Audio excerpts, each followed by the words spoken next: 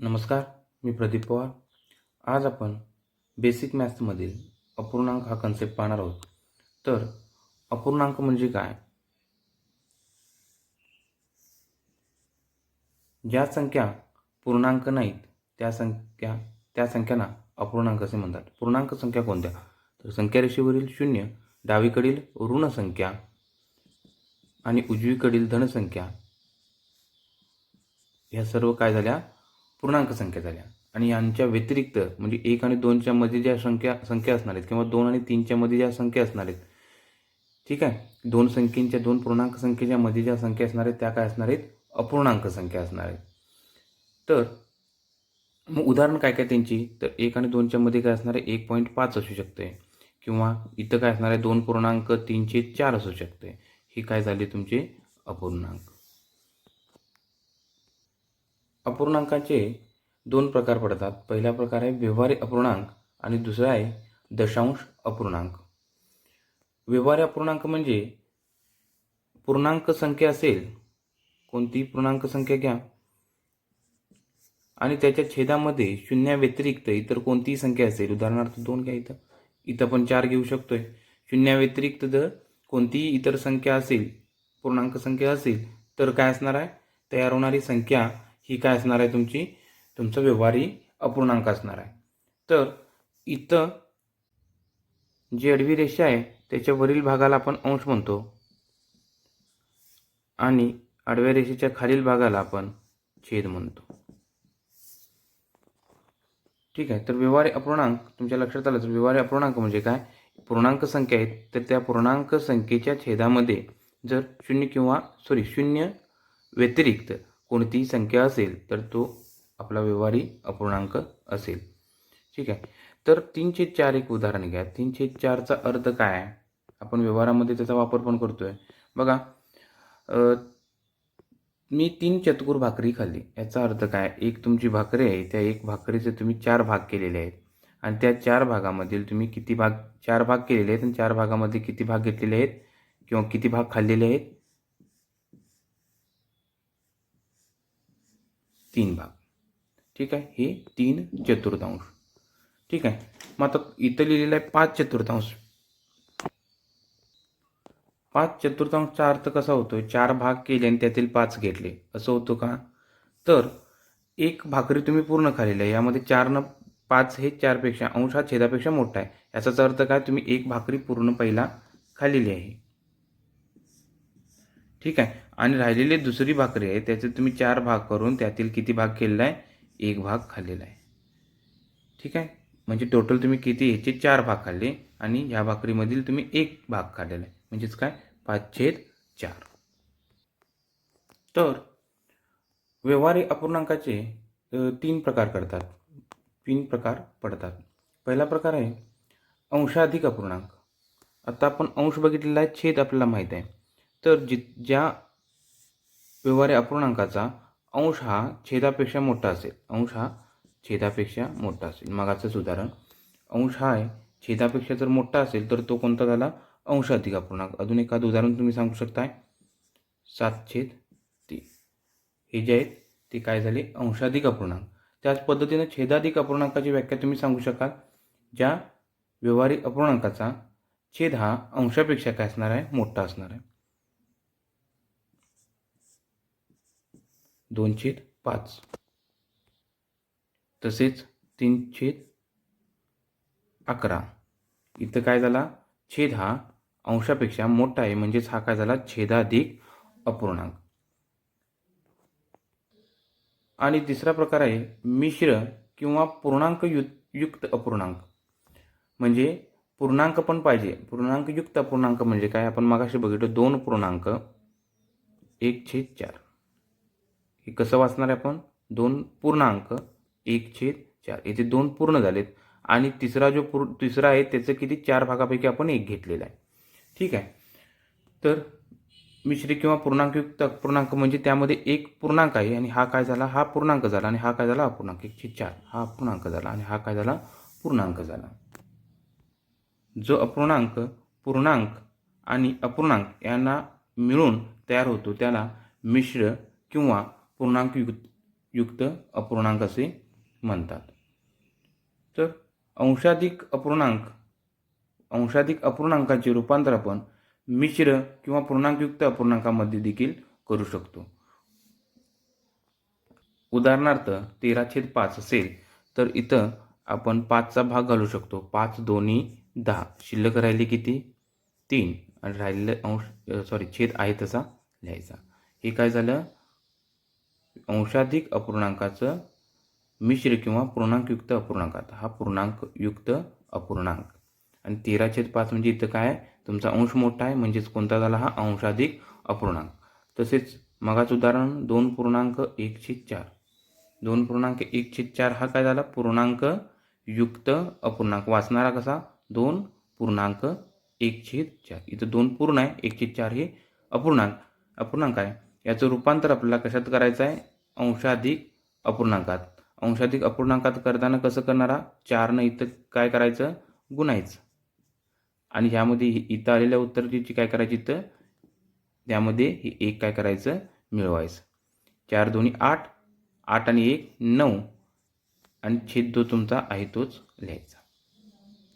ठीक आहे. अजून एखादं उदाहरण 3.5/7. हा काय? पूर्णांक युक्त अपूर्णांक. आणि ह्याचं रूपांतर कशात करायचं आहे? किंवा हा कोणता? मिश्र अपूर्णांक आहे. आणि याचं रूपांतर आपल्याला कशात करायचं आहे? अंशाधिक अपूर्णांकामध्ये जर याचं रूपांतर करायचं असेल तर पहिला काय करणार? इथं गुणिले करायचं आणि इथं बेरीज करायची. हे 7×21 आणि 21 मध्ये 5 काय करायचं? मिळवायचं. 7×21, 21 आणि 5 26. आणि तुमचा छेद आहे तोच.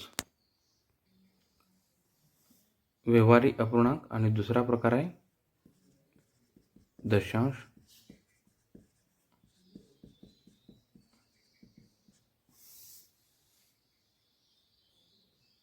ज्या अपूर्णांकाचा छेद 10 किंवा 10च्या पटीत असेल त्यास दशांश अपूर्णांक असे म्हणतात. तर 3/10 जर असेल म्हणजे काय झाला? अंश किती आहे? 3 आहे. छेद किती आहे? 10 आहे. तर छेद हा काय पाहिजे? 10 किंवा 10च्या पट्टीमध्ये जर असेल तर याचं रूपांतर आपण कसं करू शकतोय?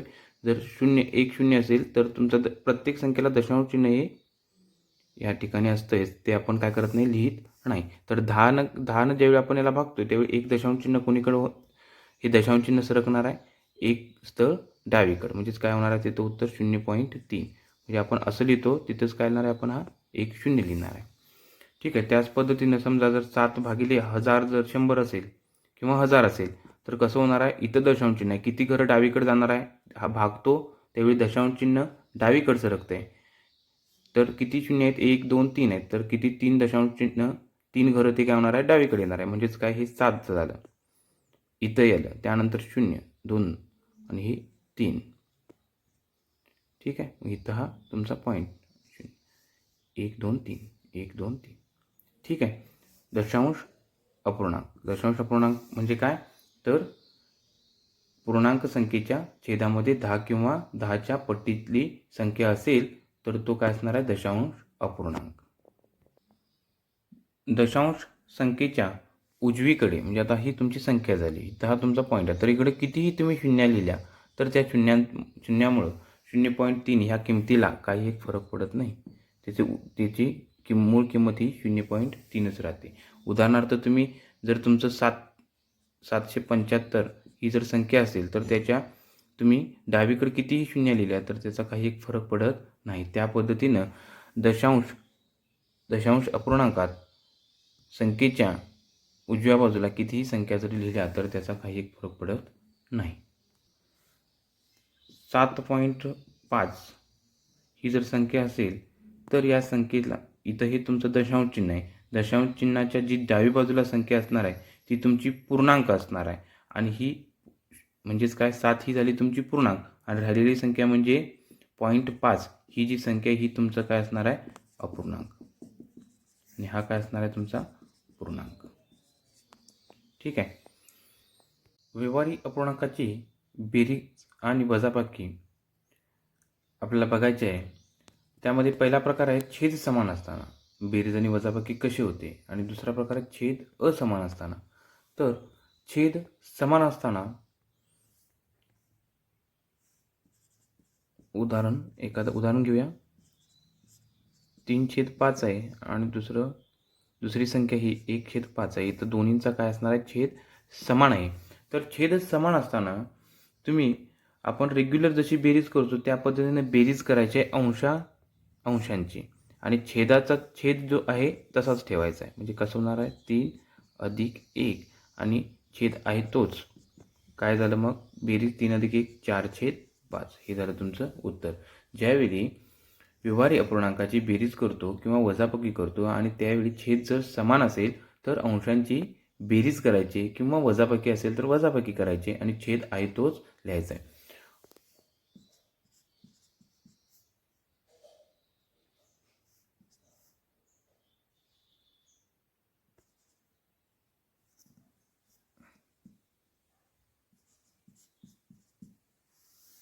जरी वजाबाकी आपल्याला करायची असेल तर तिथं छेद आपला काय समानच आहे. तर अंशाची काय करायची, वजाबाकी करायची आणि छेद आहे तोच लिहायचा. 3/15.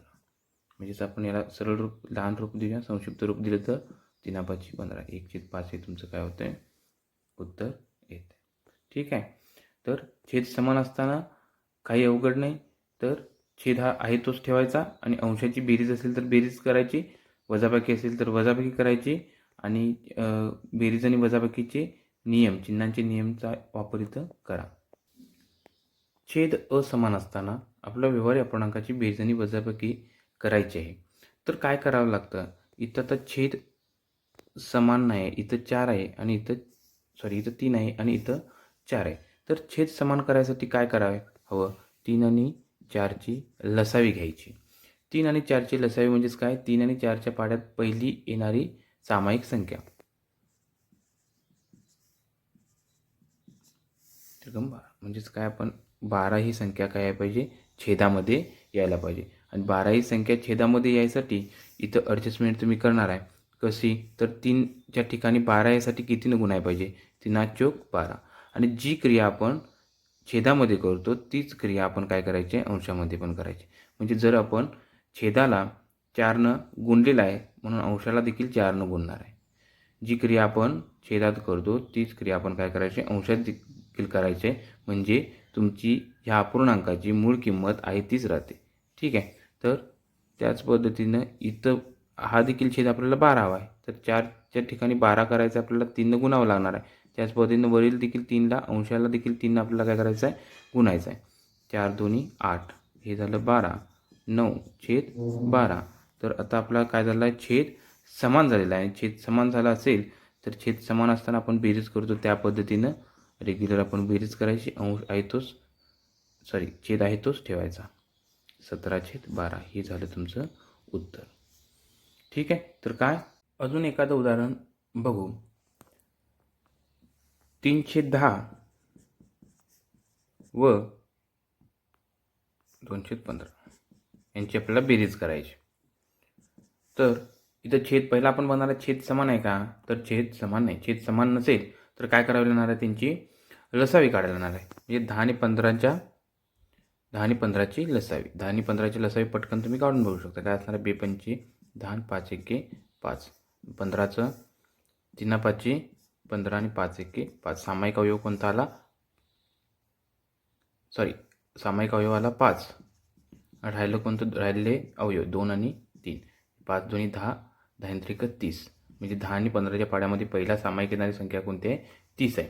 मग 30 असायसाठी इथं 10च्या ठिकाणी आपल्याला 30 करायचं आहे. तर कितीनं गुणावं लागणार आहे, छेदाला 10×3=30, 3नं गुणणार. म्हणताना अंशाला देखील आपण 3नं गुणणार आहे. त्याच पद्धतीनं 15ला कितीनं गुणायला पाहिजे, 30 करायसाठी 2, 15×2=30. तसं 2ला कितीनं गुणायला पाहिजे, 2नं. जी छेदाला आपण छेदाला ज्या संख्येला गुणणार आहे तेच अंशाला गुणायला पाहिजे. जेणेकरून 3/10 ही संख्येचं मूळ किंमत काय होता कामा नये, बदलता कामा नये. 9/30 अधिक 4/30. 9 छेद समान आहे म्हणताना तुम्ही डायरेक्ट बेरीज करू शकताय. 9 आणि 4 13/30 हे झालं तुमचं, 13/30 हे तुमचं उत्तर. आता 5/6 आणि 3/8 यांची वजाबाकी करायची आहे. इथं आपण पहिला बनणार आहे, छेद समान आहे का, छेद समान आहे. म्हणजे 6 आणि 8 या दोन संख्येचा लसावी काढायला पाहिजे. लसावी काढायला पाहिजे म्हणजे त्यांच्या पाड्यामध्ये येणारी पहिली सामायिक संख्या. साईन त्रिक 18, 8 दोन्ही 16, 8 त्रिक 24, 8 चोक 32.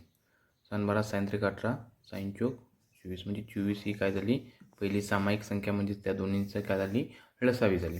मग 6 या ठिकाणी 24 आपल्याला हवा आहे. त्याला कितीनं गुणायला साईन चोक 24 म्हणून अंशाला देखील 4 गुणायचं आहे. इथं 8च्या ठिकाणी 24 यासाठी 8 त्रिक 24 3 गुणायचं आहे. अंशाला देखील 3 गुणायचं आहे. पाईन चोक 20 छेद 24 वजा 9 छेद 24 काय होणार आहे 20 वजा 9 छेद 24 आहे. तसंच 20 वजा 9 किती होणार आहे 11 आणि हे उत्तर आहे तुमचं 11 छेद 24.